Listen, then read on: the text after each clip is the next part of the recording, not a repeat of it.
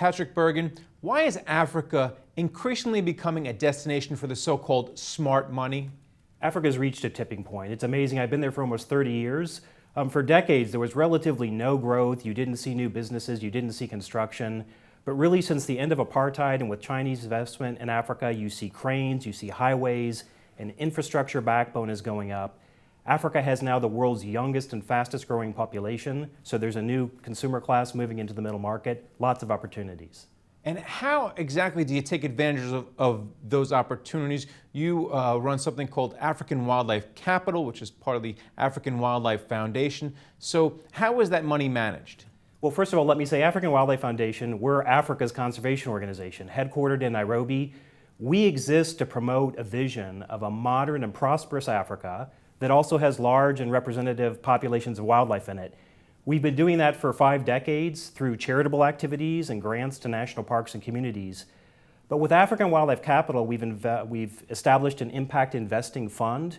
We are looking for entrepreneurs and businesses at the interface between wildlife and commercial success and capitalizing those companies. But how do you develop the continent without sacrificing your conservation ideals? Well, it's a challenge and there are trade-offs to be made, and we seek to be a pragmatic organization. You know, African countries, African governments have to make tough decisions, and we're there to help them with the trade-offs. But let me say one thing.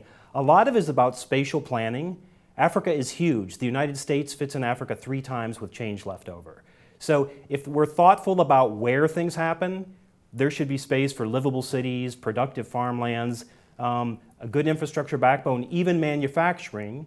And it should still be possible to have the Serengeti, the Kalahari, Kruger National Park, the Congo Basin Forest, the great wildlife landscapes of the continent.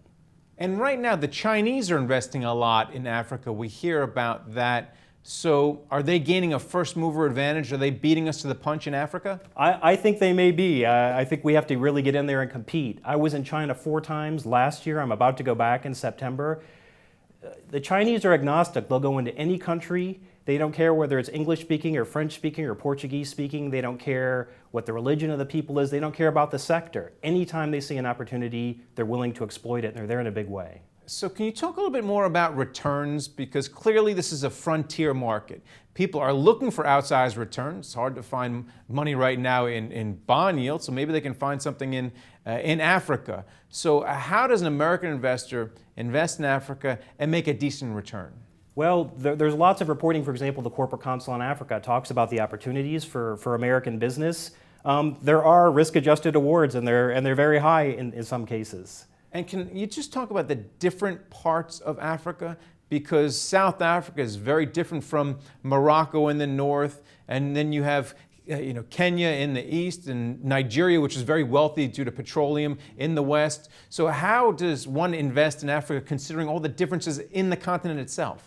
Well, there are equity funds and bonds and so forth. Some of them are specific to a certain country. Some of them are Pan-African. But you're quite right. South Africa is really a modern industrialized economy.